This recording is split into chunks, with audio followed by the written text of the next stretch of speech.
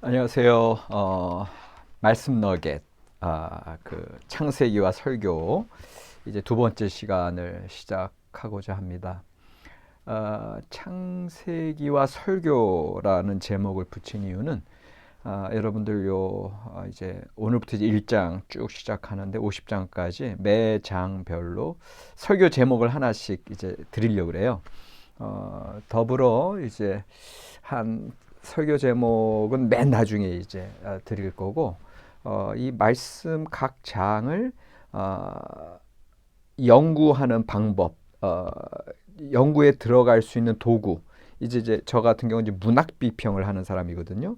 그러니까 역사 비평, 기존에 성서하기 어렵게 느껴졌던 거는 너무 학문적인 그런 뭐 양식 비평이랄지, 뭐 문서 비평이랄지, 편집 비평이랄지 이런 얘기들, 역사 비평에 대한 걸 이제 저 신학 대학원 다닐 때 그런 걸 많이 배웠어요. 그런데 그게 실제 교회 현장에서 말씀을 신앙 공동체를 위한 생명의 교훈으로 받기에는 너무 학문적인 그런 내용들 때문에 당시에 성경에 관심 있어 하다가도 신학생들이 많이 성서학 연구에 등을 돌린 이유가 이제 역사 비평 가운데 있었거든요. 역사 비평은 학문적으로 중요하나, 그러나 교회 친화적으로 목회자들 그다음에 성도님들에게 가깝게 다가가는 그런 성서학 해석의 도구로는 여러 가지로 어려움이 있었습니다.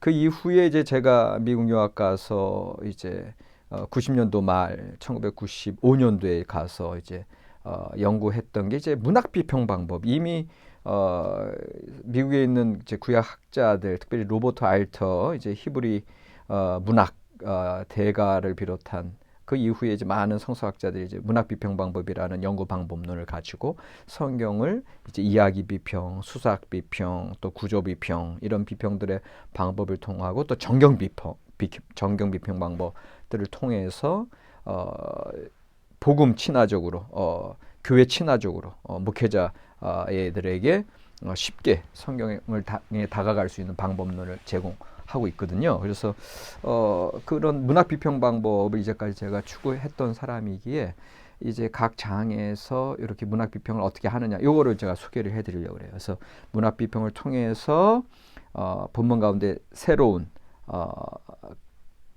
진리, 새로운 깨달음 그런 발견을 좀 방법론을 통해서 새로운 진리를 깨닫고 그 진리를 딜리버리 이제 전달하는 데 있어서 설교 본문 주제까지 그렇게 이제 매번 제가 진행을 하길 원합니다. 그래서 창세기와 설교라는 그런 제목을 가지고 여러분들에게 나아가고 특별히 이제 오늘 제가 이제 설교 제목 잡은 걸 이제 미리 말씀을 드린다면 마음이 흩어질 때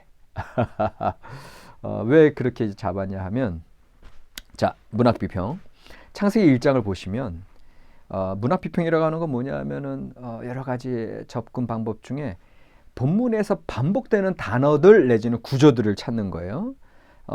그래서 중심 모티프, 중심 이제 주제어라고 하는 거, 주제어. 근데 그 단순한 주제어가 아니라 이제 본문 속에서 계속 후렴구처럼 노래의 후렴구처럼 반복되는 그런 단어들, 구절들, 동사들이 있단 말이에요.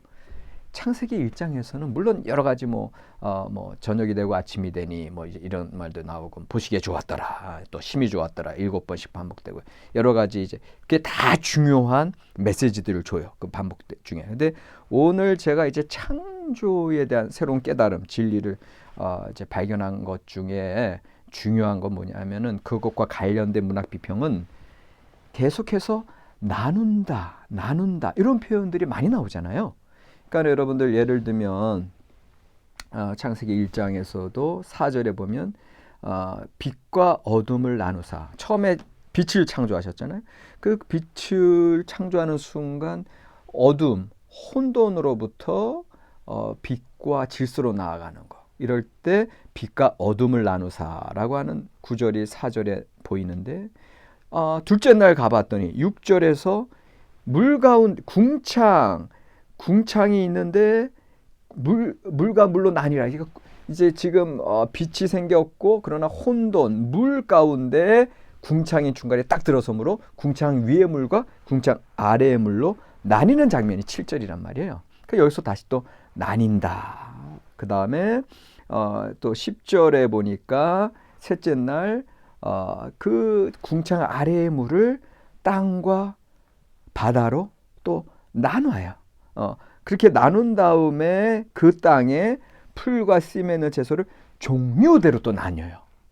이제 보이시죠? 지금 계속 뭔가 나눈다고 하는 이게 노래면 노래고 시나리오면 시나리오고 계속 나눈다 이게 계속 첫째 날, 둘째 날, 셋째 날 계속 반복이 되죠. 후렴구처럼 나타나죠. 12절에 또 각기 종류대로 그 다음에 이제 넷째 날 갔더니 또 낮과 밤을 해와 달로 나뉘라. 이게 14절에 나오죠. 그리고 나서 18절에 낮과 밤을 주관하게 하시고 빛과 어둠을 나뉘게 하시니 또 나왔죠. 그 다음에 이제 다섯째 날 가면은 생물들이 이제 21절에 가면 하나님이 큰 바다 짐승들과 물에서 번성하여 움직이는 모든 생물을 그 종류대로 또 날개 있는 모든 새를 그 종류대로 또 나누시죠.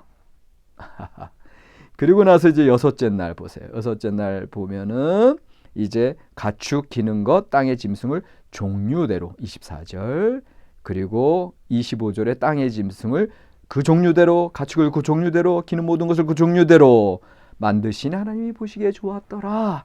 이렇게 나오면서 급기야 하나님의 형상에 따라 남자와 여자 또 종류대로 그렇게 창조하시는 걸 보게 됩니다. 자, 오늘 우리가 이 중심 모티프 나눈다고 하는 이 중심 모티프를 통해서 이 창조의 핵심 메시지를 우리가 끄집어낼 수 있습니다. 창조는요, 바운더리, 경계를 통해서 나누는 겁니다. 뭐로부터 나뉘어요? 혼돈, 태초에 하나님의 그 혼돈하고 공허하며 흑암이 깊음 위에 있고 하나님의 영혼 수면, 물, 다 무질서, 혼돈. 그래서 구약 성경의 창조는 무질서로부터의 창조입니다. 성 어거스틴이 이제 창조론을 얘기할 때 무로부터 엑스 니힐로, 크리아티오 엑스 니힐로를 얘기한다면 그 이제 교리적으로 그렇게 이제 선포가 된다면 구약 성서학에서의 창조는 무질서로부터의 창조고 그 무질서로부터의 창조는 왜 가능하느냐? 경계를 나눈다. 질서를 주어준 여러분들 경계가 정해지면 질서가 생기는 거예요. 빛을 통해서 최초의 그 혼돈 가운데 빛이 어둠을 나누게 했고요. 그 다음에 그 어둠, 그 무질서 혼돈 물 속에 궁창이 그 허공이 딱 들어가므로 궁창 위 물과 궁창 아래의 물로 또 나뉘고 여러분들 그 인도와 차도의 구분이 있어야 질서가 생기고 그 뭔가 질서 정연한 그러한 공동체가 이루어지듯이 지금 태초에 하나님께서는 이 온 우주 공동체가 무질서와 혼돈 가운데 어둠 가운데 있었을 때 계속 나누는 역사, 경계를 정해주는 바운더리를 정해주는 역사를 통해서 새로운 창조의 역사를 허락하셨습니다. 이게 중요한 창조의 깨달음. 창조라고 하는 거 나누는구나. 나누는 게 그 분리가 아니라 분별이고요. 질서를 부여해 주는 걸 얘기합니다. 그래서 나눈다고 하는 이 문학 비평 방법, 중심 모티프를 가지고 창조라고 하는 것은 무질서로부터 경계를 정함으로 질서가 생기는 거구나. 이걸 깨달았을 때 비로소 설교 제목이 마음이 흩어질 때. 왜 갑자기 마음이 흩어질 때? 여러분들 마음이 무질서해요. 어두워요. 근심과 번잡함으로 가득해요. 그런데 그때 하나님의 말씀이 울려 퍼집니다. 빛이 있으라. 물과 물이 그 라키아 궁창을 통해서 나뉘라.